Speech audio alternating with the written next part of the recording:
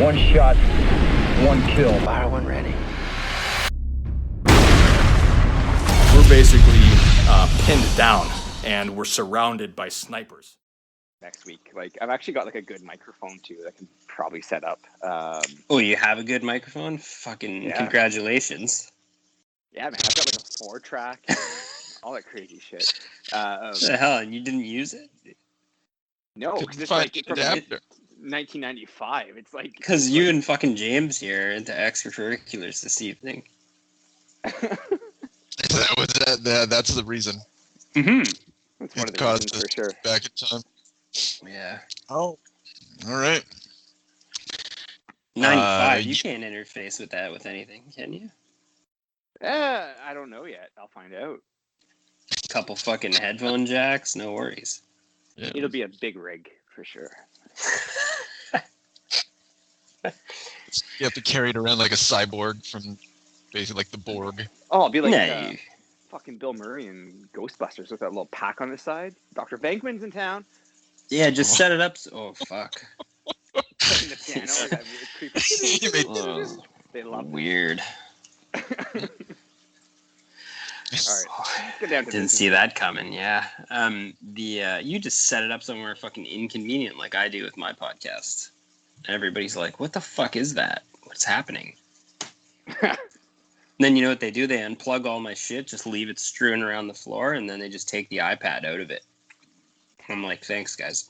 Animal. As if it wasn't a delicate balancing operation to begin with. Right? Fucking Exactly. Can you not see the fucking ruler that I use to prop that microphone up in my face?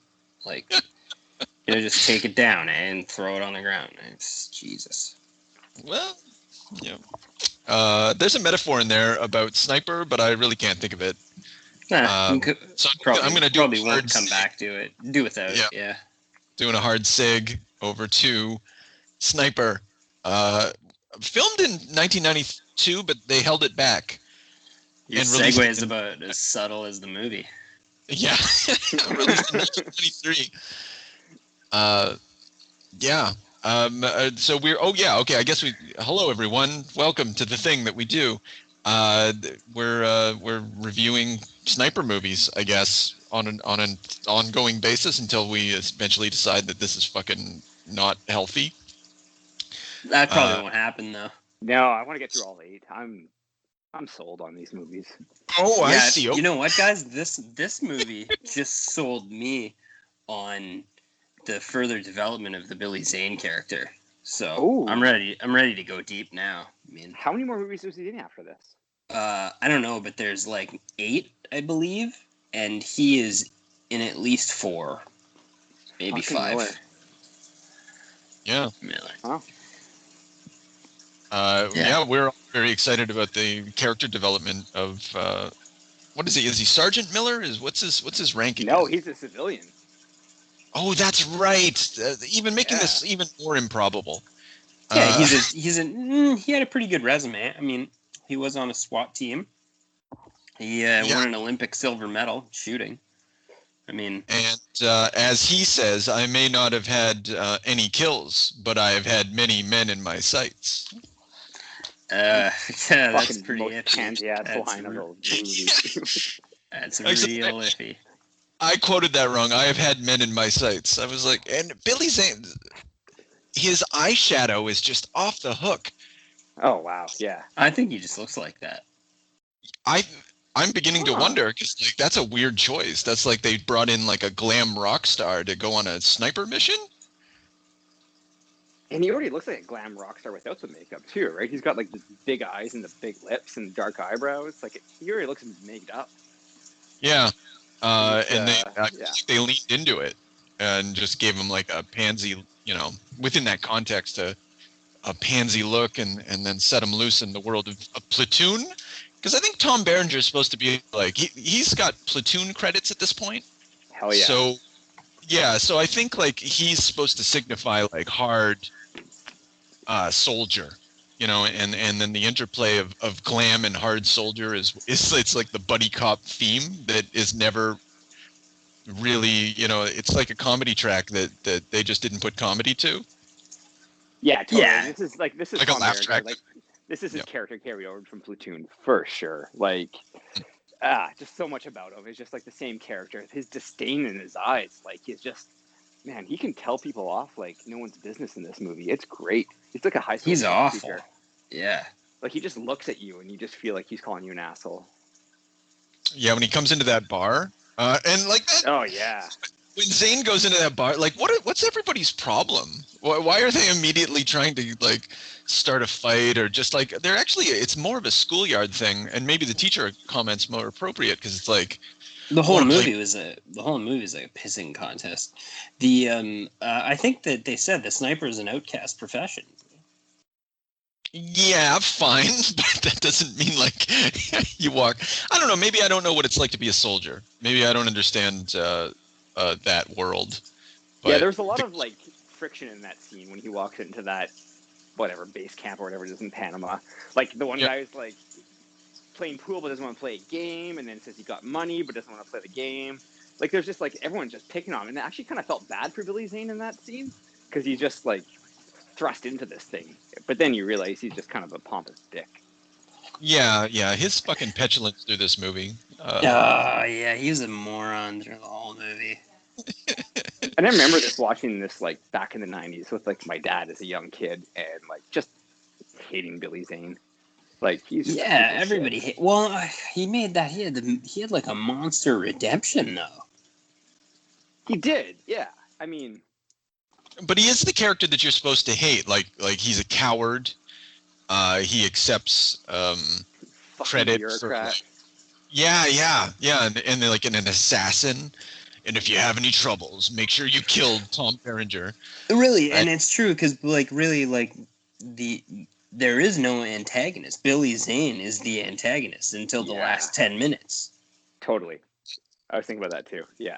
Oh wow. The Yeah. bad guys, you don't care. You don't know who the bad guys are. They're like targets. They're not. And they're kind of shitty they- bad guys. Like they had that one guy that was stalking them that Berenger was like, oh, I trained him or whatever.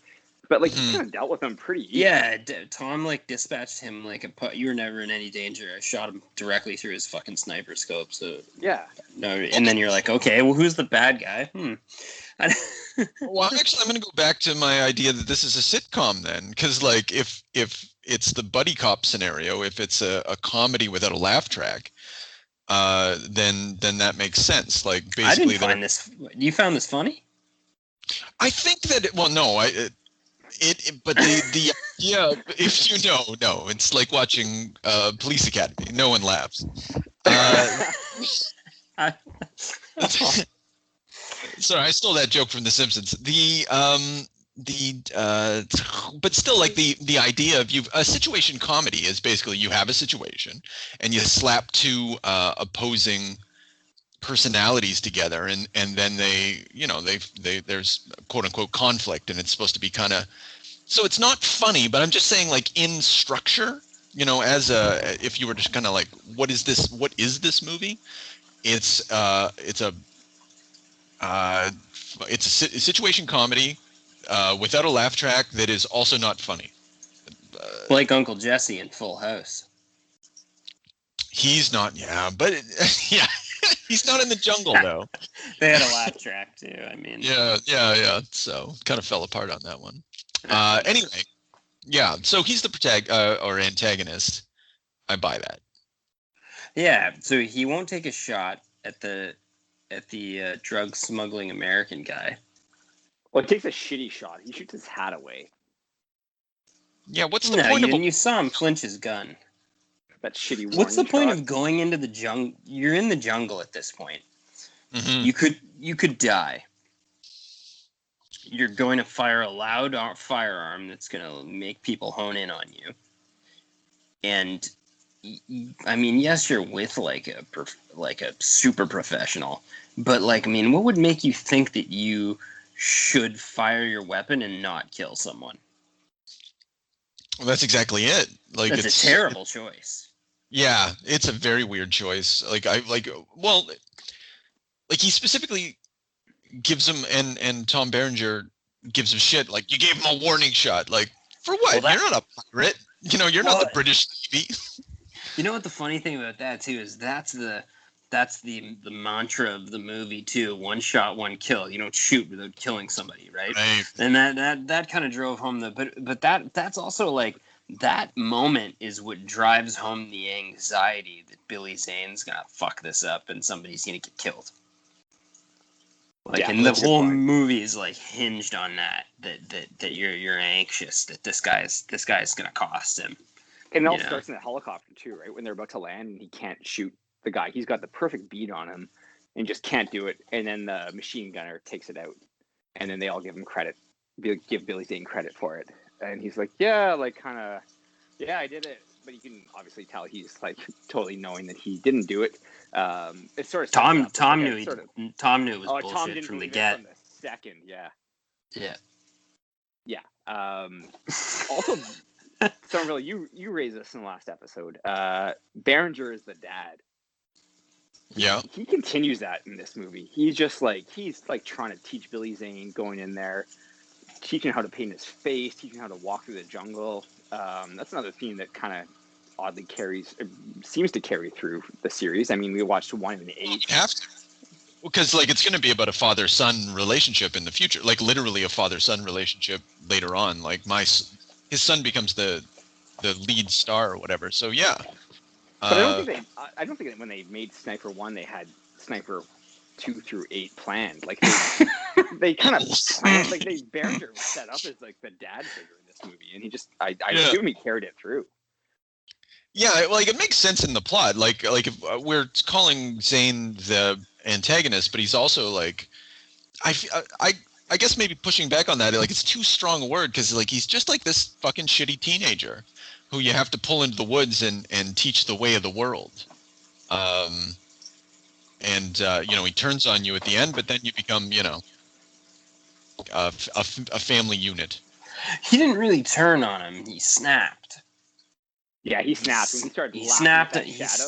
He snapped under the pressure, and Tom knew it and gave him mercy because he could have killed him probably a dozen times, and he didn't because he knew he was going to snap out of it. He knew he cracked under the pressure. The jungle, Also, this was a great year for Tom too. Man, he was still a physical specimen, Oh, in fine form in this movie for sure. Yeah, his only big movie prior to this was Major League, and then he had a couple other roles. And like I know what you're talking about, like his physical presence on the screen or whatever. But he hadn't begun that. I think he actually looks pretty good in Sniper 2 as well. I watched a little bit of that.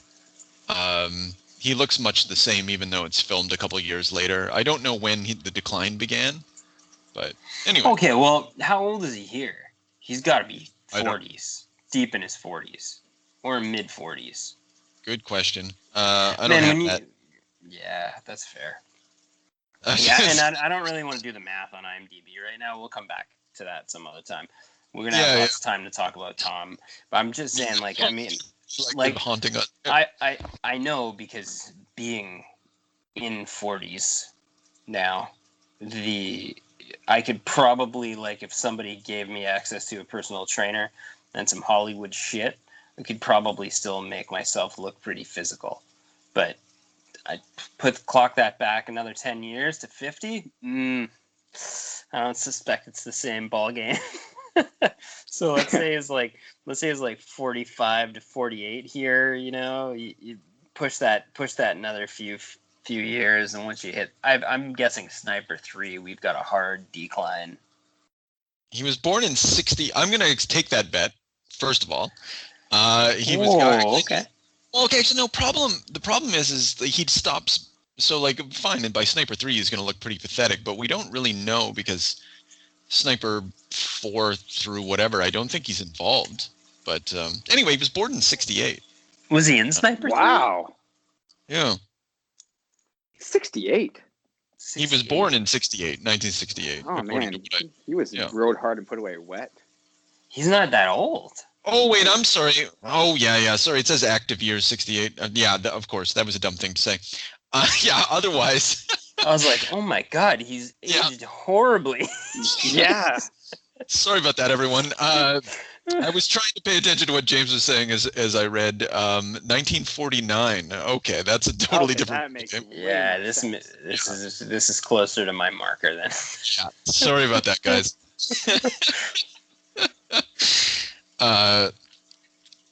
Anyway, Now he feels much more like Dad. That's good. Yeah, Yeah. so he was 31 in 1980, right? I didn't. Am I doing that right?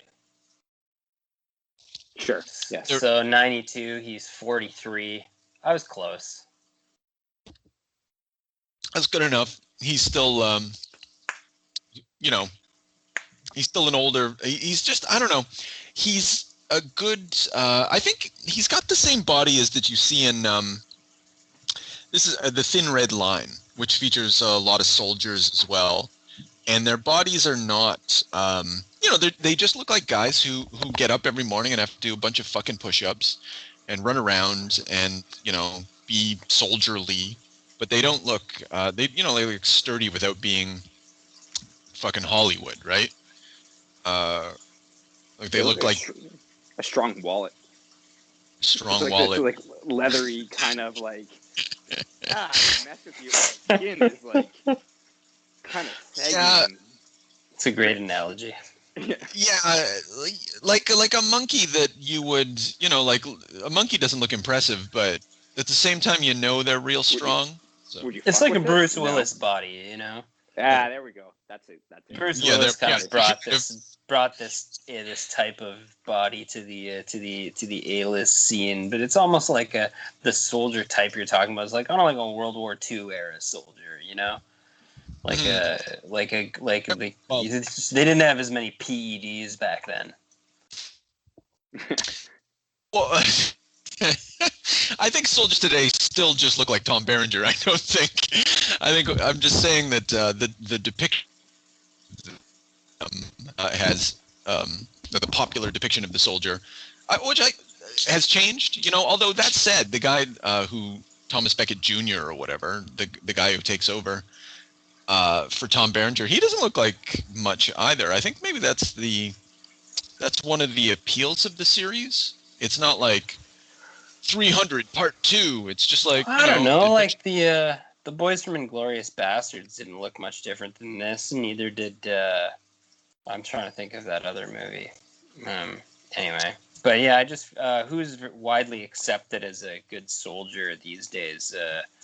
Gerard Butler. He's an average. I'm just saying, like, he's done a lot of military type movies, and he gets the average build pass, Actually, that gets right to my point, though. Like, that's the perfect. Like, I was talking about, like, these individuals are depicted like 300, and Gerard Butler's from 300, if I'm not mistaken. Sorry, he doesn't get he didn't have the average build pass in that movie. I mean, like, later. Yeah, but that's just a consequence of like shirts and stuff like that. I do think there's been a change generally, but I guess like this research project that we're on is really going to help us get down to it. But I think that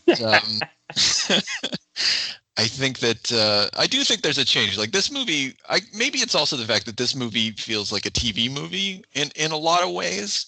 Like watching those opening scenes, I feel like I could have that slow credit thing. In the scene when they're like in the office for the first time, it's got this weird glow to everything. It really dates the movie in a weird way. If you can get past that, though. Man, this probably had did this have a low budget or a pretty fair budget? It's pretty low. Pretty fair. Oh, low. Oh, okay. I was thinking pretty fair for 93, but could be low. Okay. Well, it only pulled in 19 mil, and it was considered a success, I think. That's pretty significant. Yeah, it's not nothing. I don't know what the budget on this. I don't think it's said on Wikipedia, and that's as far as I'm willing to research on these things. Box office 19 mil. Yeah, it doesn't say. Normally, it's something that comes up. It does say that it was filmed in Australia. That was one of my questions, actually. Where was it filmed? Okay. Yeah. I think one of my heart of South America. one of my favorite things about this movie was how Berenger just delivered these lines of like just insult all the time. Like, so in the opening scenes or so, when the helicopter comes in too early in the daylight, he calls them a bunch of cheese dicks. Yeah. And he just has like so much disdain in his eyes, and I was like, yeah, that's a fucking classic Berenger. And then when him and Miller are trying to connect, and Miller's kind of sitting in the tree trunk, and they're talking about like, oh, like you're only in this for the kill, you know, Beckett, and he's like, no. Wasn't Miller doing his makeup too, right prior to that? He was like a woman though. He couldn't get it not done. like putting camo on. He was just like, stand up and I'll fix it for you. Again, like fucking Berenger as a dad. But there was another, like the scene they're like trying to connect, and Miller's asking him like, you know, what do you have other than this sort of killing thing that you do? He's talking about this ranch he wants to build in Montana, which is kind of cool because that kind of connects to the movie we watched a few weeks ago, because he has a ranch in Montana. But he says something when Miller's talking about like he went to school in Montana, and then Beckett's just like, Miller, don't jerk me off. And it's just like, he just tears him apart with like a line, and it's just like, it's so great. He just has so much disdain and can just stare his characters down. Yeah. He said, don't jerk me off, I'm not in the mood.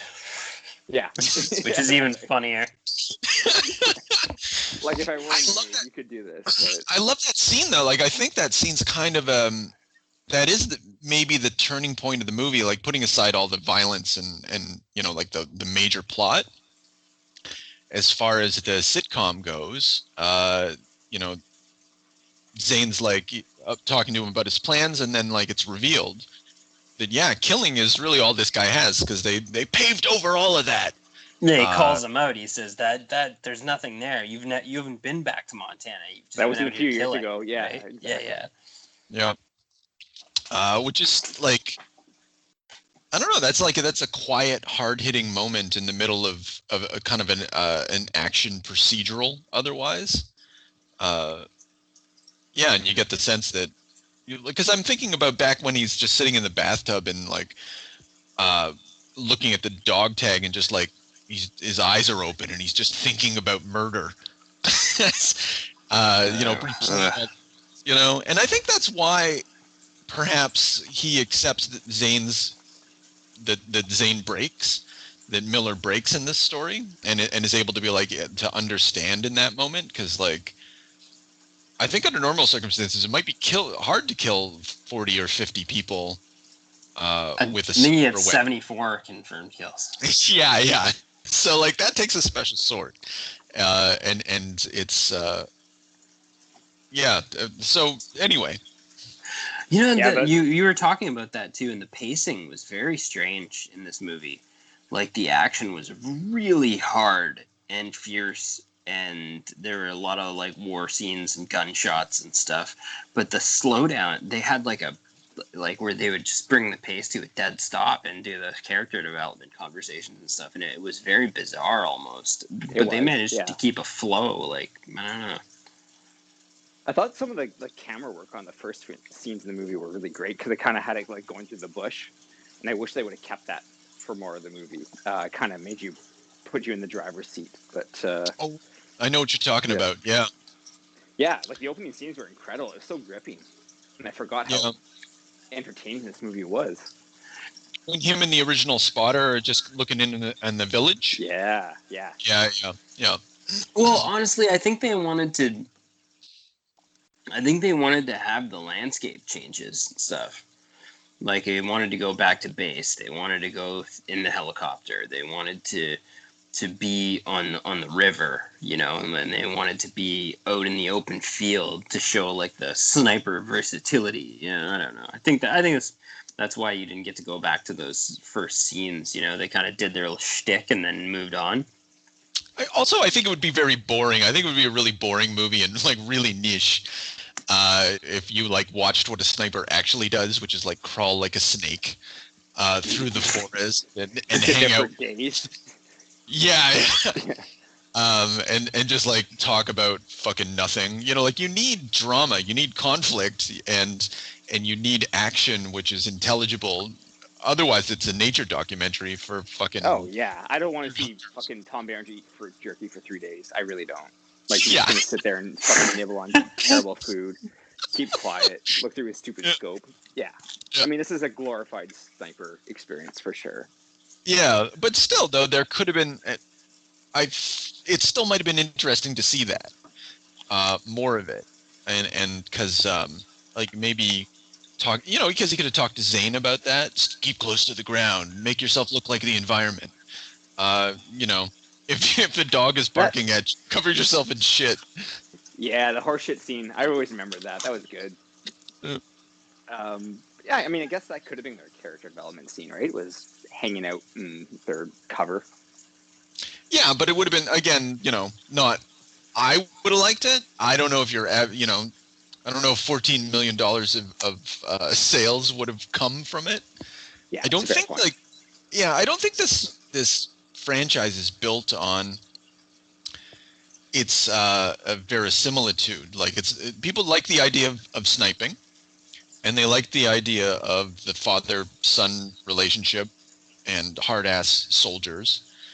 And I think that just seems to drive the franchise. But I'm, you know. Totally. I mean, I got excited after I watched this movie today. Like, I told you guys earlier, like, I wanted to play Ghost Recon. I want to take on a sniping mission. Like, to the hacienda. Yeah, to the hacienda for sure. Or, I mean, I was all over Cuba. I don't care. Yeah.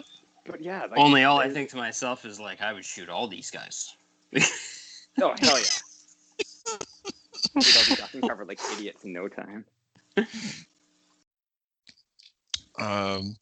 Yeah. What else we got on this? The ending was really good. Oh, I forgot about how they cut his finger off. Jesus Christ! I thought it was. Oh, that's for some bad. reason, I had that in my mind for like that 20 twisting years. thing. Yeah. Oh man, that was. It was terrible. Yeah, Tom sold that, and I was horrified. I had to turn it down. He valued that finger too when he was shaving it down earlier. When he was just like, "I'll make it more sensitive." Like you can tell he loved that finger. That was like his child. Fuck, I forgot about that scene. And then Zane doesn't understand it, and he kind of makes fun of him for it. And Berenger stops doing it out of embarrassment. Am I wrong about that? I love that it's the guy that Billy Zane should have killed too that does it. I know, yeah. Oh, touch the trigger, Tom. Be the last time. Like a pervy finger removal. I don't know. And it's like it's a great scene too because like it's pouring rain on this like abandoned like I don't know thing on the beach. And yeah, it's just depressing. And like when he was like, "Don't die on me yet." Yeah, great scene. I like that Billy Zane makes his comeback too, but he does it like very professionally. Like he doesn't blow his cover. He waits, takes out both targets. The knife through the throat. Yeah, awesome scene through the shitty bamboo. I actually just thought about this. Berenger is talking to him, Billy Zane, while he's in that little hut, similar to the way that Berenger's son talks to Berenger in the last Sniper. Oh, not so many Easter eggs. What a great touch. Nice touch. Yeah. Yeah. When Zane kills that guy with the knife or whatever, you still like. Oh, it's professional, fine. He's doing the work, but he also seems like very troubled by using a knife and like killing a person. He's still having troubles doing the job that he has to do. But he has to use a 12-inch Bowie knife, like a Rambo knife, to shove through some bamboo into some like random guy's neck. Yeah, and like it's like the equivalent of me going into the jungle. Like my boss telling me that I gotta go out there and just all of a sudden take care of some shit. No dice. Yeah. Yeah, he needed to do it though. He needed to do it. Yeah, he handled it pretty well. Yeah, but without that look in his, that look in his face, he's just got like a terror as he's doing it. Like I don't know if this is working. I like that he it's stabbed and then pulled appropriate. down too, though. Like it wasn't just like a stab. It was like I'm gonna put it in his spine and then open it up. It was nice. Yeah, that's good. There was a moment. Okay, sorry. Unless there was anything more about the, and maybe we'll circle back to the ending scene. But there was also the when before their cover gets blown by Billy Zane. There's that thing, like they're on the stakeout, they're looking at all the hacienda, and the bad guy, Alvarez, is it Alvarez and his wife? They're Yeah. about to, they're about to have sex, and then it cuts to Billy Zane and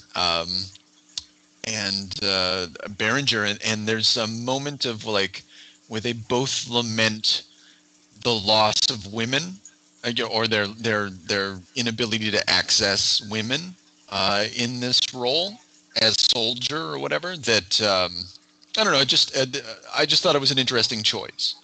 Another thing that adds to this movie's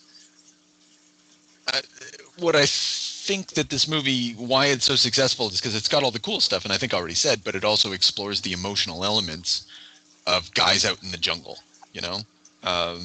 I thought a lesser. I thought a different director might not have included that scene. I guess that's what I want to say. Yeah, that's fair. The weird thing about this movie is that like they'd used a lot of like stereotypes, like action stereotypes. Like you'd said that character, Adam said that character felt like he got pulled right in from Apocalypse Now. Some of the helicopter scenes were like that opening helicopter scene with Billy Zane when you first meet the Billy Zane character, and the guys are basically doing the Predator shtick on him. Yeah. Strap this on. The old, yeah. Yeah. It's all more. But I mean, somehow they managed to like squeeze like a 4-star movie out of this, and I'm still kind of beside myself looking at all the kind of goofiness and I can't really put my finger on it. Like I don't understand why this was really good, but it was really. This was really very good. Yeah, the pacing and the cinematography and everything. I don't know. Yeah, I sat down this afternoon to watch it with, again, like low expectations. I was entertained for an hour and 36 minutes. Like really entertained. It was good. I have no complaints. This movie had a 38% rating on Apple TV. I kind of took that as my baseline. It's bullshit. Man, that's much better. That's because the Apple TV audience is, you know how they are. Even Rotten Tomatoes, or like your basic. Because I said that Roger Ebert gave it like 4 out of 5 stars or some bullshit, and but generally this movie's not thought of well, and that's it's not. It's not like it's a piece of like pretty. What I've been driving at is that like this is a piece of pretty standard bog standard genre fiction, but it manages to explore the heart of that convention. It takes all. It's everything that you're talking about. Like it's got all the scenes from all the movies. It's just like it. It has the elements of your typical Hollywood movie. But it imbues it with heart and a dad and son relationship, and it does it very well. But people who review movies, they're generally not looking for that. They're not going to say A+ for that. But And also, like, take this movie for what it is. Like, let's be honest here. It's a 1993 action movie starring Tom Berenger. Yeah. I mean, I wasn't expecting moving scenes and crying and shit like that, and I was impressed. I had a good afternoon watching it. I really did. Yeah. You shouldn't. Well, all I'm saying is you shouldn't have got half the quality you got out of this. So that's maybe the kind of special part of it. That they were. I don't know. I'm a little. I guess I'm not surprised that there are like some reviews that are bad on it or whatever, but I was really surprised by the quality of it. I thought it was going to be at least as like B as the final one that we watched previously. But it wasn't B really, or it didn't feel like a B movie. Just felt like a movie from the '90s, like an A-list movie. Exactly. Yeah, I'm not going to join you with A-list movie from the '90s, but A-list like action movie. Let's yeah, I think just all I think all the Aw, reviewers. man, what are you gonna give me? A Titanic? What are you Ooh, talking? another Billy Zane movie? Where we're going? I just think all the reviewers at the time they wanted, I don't know. We would have to look at what movies were out in 1993, but they probably were the writing and they're just like, this doesn't call into question war. It doesn't. No. You don't really get any sense of like historical context or any shit. Like this is not. This is a legitimate thing that everybody's engaged. Oh. Yeah, I'm gonna go on the reviews here. I'm looking at IMDb. They're giving it a 6.1 out of 10. All right, which is a pretty fair review for me. The thing that I don't like is there are 22,000 reviews. So this particular reviewer, A_Chin, gives it a 6 out of 10. Whatever, great, says blah, blah, blah. I remember being mildly entertained by this slow action movie back in the day. He reviewed this in 2017. Now, that shouldn't be allowed. I don't believe that any movie should be reviewed outside of the decade that it was created, because it's just really difficult to get a feel of like you can't get a clear and concise feel of like how lighting and cinematography was and give a fair, honest review from that time period. I don't think it's possible. That's interesting. That's wow. Isn't that what we're doing? I was going to say that. Yeah. Yeah, sure it is. Right, but nobody gives a shit about us. I'm not on IMDb. We could be though. Oh, I see. Yeah, but the whole thing. Okay, well, you should be allowed to talk shit about a movie. You shouldn't be allowed to put in a formal fucking review into that on the internet. I guess as the reader, you take it with that grain of salt too, right? When I watched the movie today, I was like, yeah, like it's dated. Like I said, like the weird sort of glow on the earlier scenes was kind of disturbing and upsetting. But I recognized that it was a movie from 1993, so 17 years ago, different time. Maybe I'm not giving A-Chin enough credit. I think that's what. Yeah. That's the X-tinction agenda has never been giving him enough credit. That's fair. Sorry, bro. Yeah, I don't know though.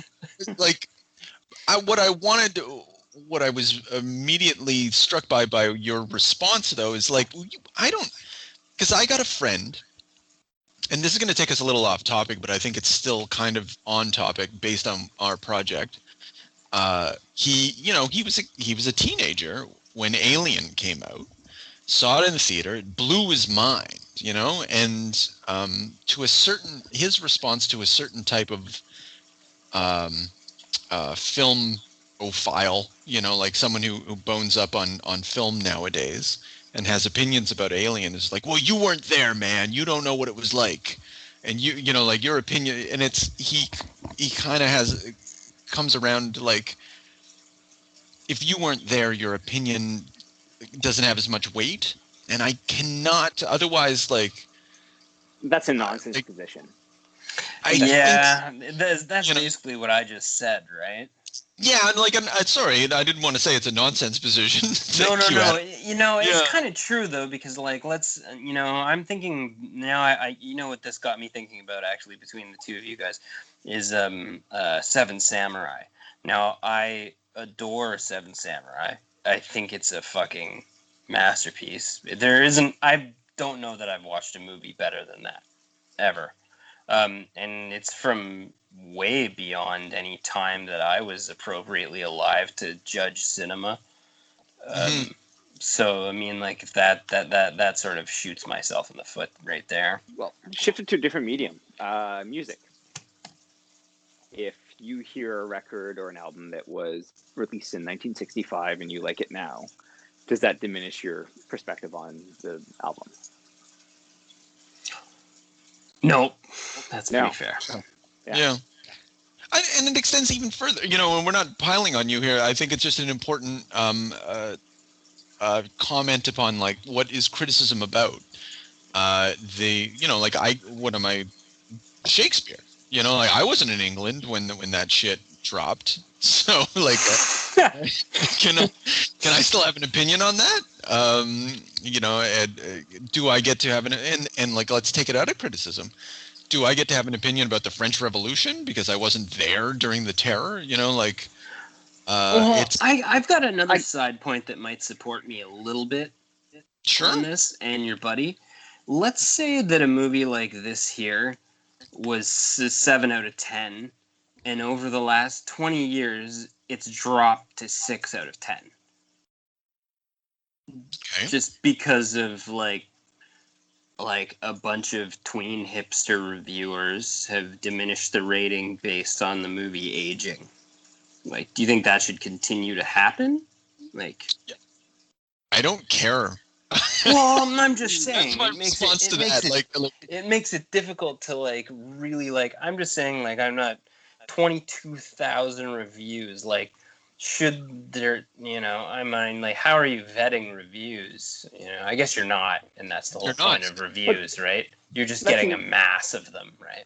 That's a good point, though, you raise, though. Like pop culture releases at a certain time might have a certain relevance for those people at that time that we don't have now.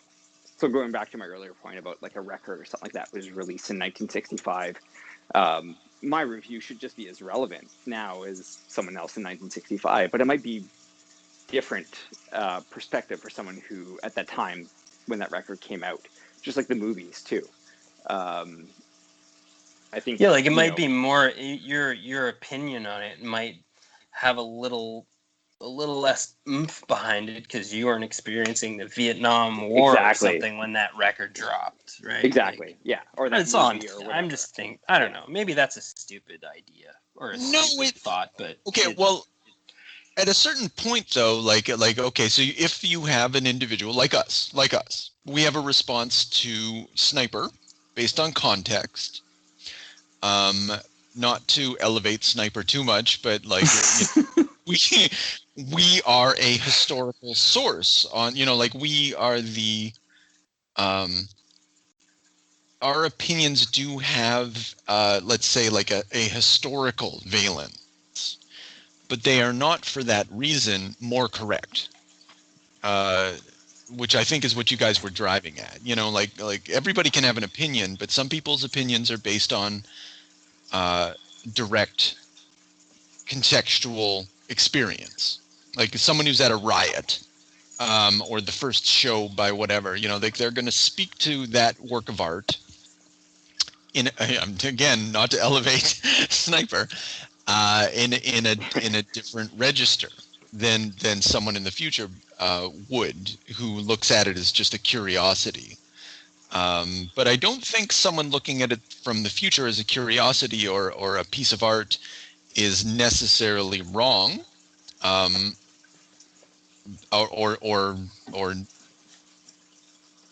yeah, I guess that's it. Because who gives a shit? Everybody looks at the thing, and they have an opinion about the thing, and who fucking cares?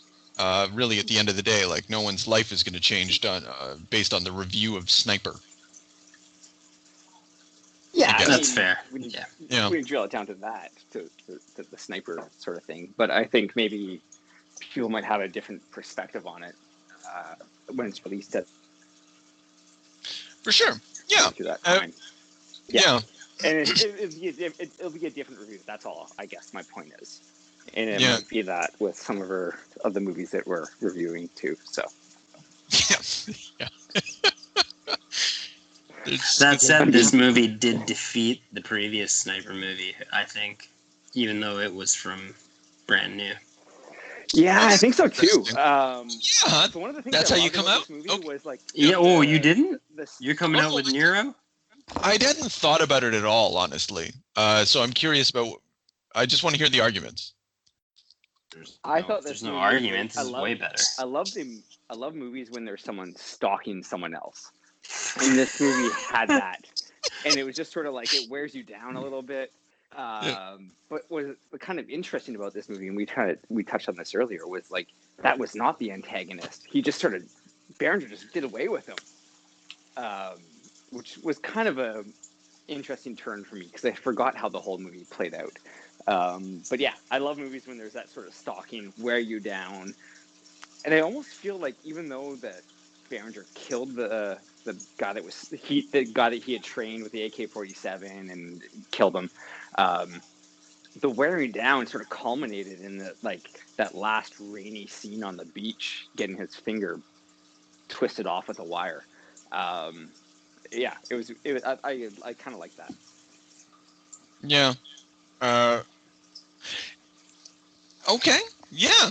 Well, I think they're just totally different movies. And it just comes down to like, what do you like better? Like, one is trying to. I think like this movie is being the original, having the original heart that propels the franchise. I think it's cooler, but I really can't. I'm gonna have to abdicate judgment. No, because I have a lot of. I remember this movie; it stayed with me, But I was also a kid, and I don't know what it means, but like I really liked the Sniper Assassin's End. I thought it was, but it's a completely different beast. It's like a cat evolving into a dog over time. I like a cat. I like a dog. Don't actually like dogs though. Yeah, I don't like cats. So there we go. We just summed up how we feel about that. The end of I wanted to talk about the bad guy that he fucking dispatches, like his student that he trained. We don't learn a thing about that guy. Does he even show his face? I don't remember. Fuck that guy. Other than like he was okay at being a sniper, but not as good as Tom. Yeah, but he might as well not have been a person. It was just kind of interesting that he's so dispatched, like that's because what you guys were talking about, the main bromance, the main buddy comedy battle is between Billy Zane and Tom Berenger. That's where your battle is. That's where your tension lies. That's where one of them is going to die as a result of the other one, or the other one could actually. There was when they held the guns on each other, when he saw that guy was still alive, you 50-50 if you thought one of them was going to take a shot. And that's the whole movie. It kind of rides on that, like that kind of an intuitive. Oh, go ahead. No, sorry, go ahead.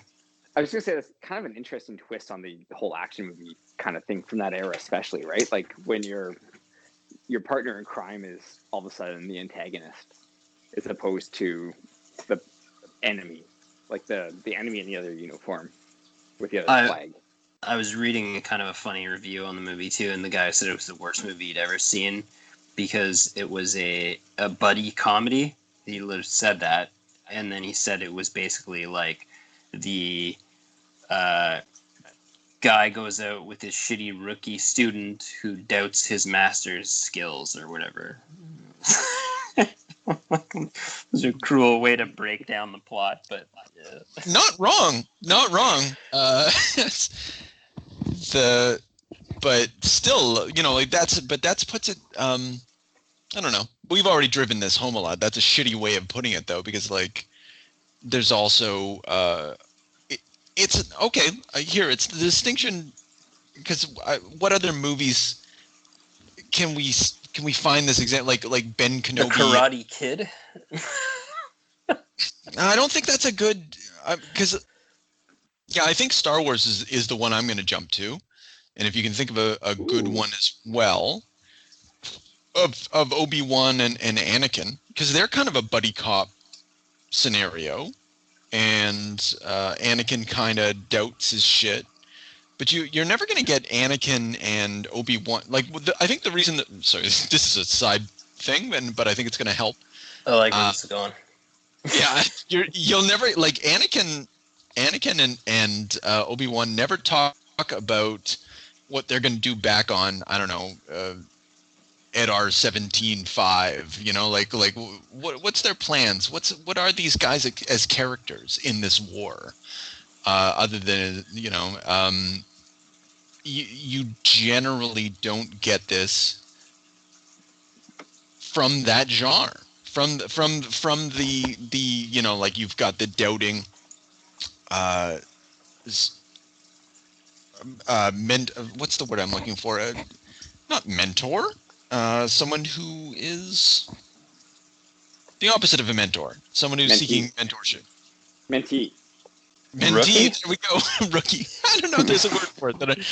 Anyway, whatever. They're generally speaking, they just go through the motions of the ritual of being trained, but they never have a heart to heart. Then they're never going to have that moment where Ben Kenobi is just shown to be a fucking piece of shit guy who just likes to kill, and has no future. That'd be real hard on the franchise. Exactly. But that guy's review, this is a long way to get around to that. That guy's review doesn't incorporate that, right? It's a superficial reading of a movie he wasn't paying attention to. And again, I feel weird defending Sniper to this extent, but yeah, fuck this guy's review. You're right. Yeah. You're saying he doesn't get that. Well, you said it right at the very beginning of all this, is that the heart. There was a heart to the movie, you know, and that's what kind of made it sort of transcend its own genre a little bit and stand out. Because this should have been straight to the fucking B pile. And somehow it sort of broke out of that. Yeah, I think I'm just trying to solve the mystery of, like, why are there 8 movies of this? Like, it's awesome, fine, but it's not like Nightmare on Elm Street. It's not like Jason escaped from the asylum or whatever, and who's he going to kill next? Adam actually doesn't know this, but my coworker, one of my ex-coworkers, a friend of mine, he apparently listened to the podcast in the odd time, and I didn't really realize he did, and was so fired up that we were reviewing a Sniper movie, and then asked if it was connected to the Sniper movie with Tom Berenger and Billy Zane, One Shot, One Kill. And he's like in his 20s. And how that movie touched him is beyond me, but that maybe it's just bigger than we know, guys, man. Transcends generations. Look at that. I was on the Facebook page for Sniper Assassin's End, and it had 150,000 followers. 150,000 people liked that page. So yeah, man, they're like. Yeah, I'm not gonna, like, if let's assume that this is not a lot, but it is a lot. Yeah, well, let's assume for the moment that, like, to like the Sniper movie doesn't mean you're gonna follow it 8 stories, but, like, let's say, there's I don't know, yeah, let's say that there's 40 to 50 million people that like the Sniper movie, right? And then essentially, you know, like, it's a widowing process from there. And then you're left at the end with the hardest of the hardcore. Just happened. Did you cut out again? No. I heard some whispering, so I stopped talking. Oh, yeah, no, sorry. Yep. That's my fault.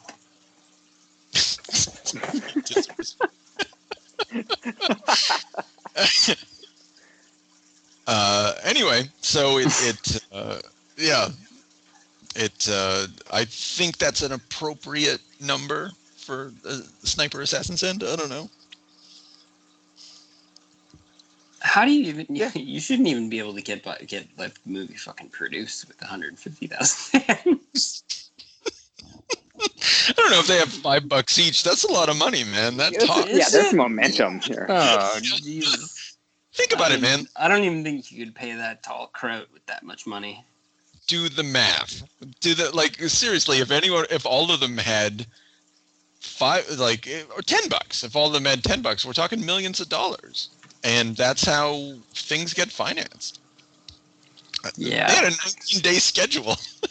Tom Berenger is the most expensive guy on there, but I mean, if you really only brought him down to shoot for the 18-day schedule, let's say you shot Tom's part in 4 days, paid Tom whatever his ransom amount was for 4 days of shooting. Also, I would have loved to have seen Tom Berenger play a Nazi badass. Oh, I'm sure someone thought of it, but okay, so what? I haven't seen Platoon in a long time, but he's the good guy, right? No, he's a bad guy. William Dafoe's the good guy. Oh, you're right. Berenger tries to kill him. Hey guys, do you want to do do you want to do Platoon next and then back to Sniper? Yeah, okay. I love Platoon so much. Because I think this movie doesn't exist. We need to contextualize this thing in Berenger's career, good without fucking call. Platoon. Yes, we do. Yeah. Yeah. Platoon sets the stage for sniper movies for sure. Yeah, without that boost, I think it's part. So let's do that, and then we'll kick on over to more Sniper 2, etc. But I think it's a good idea.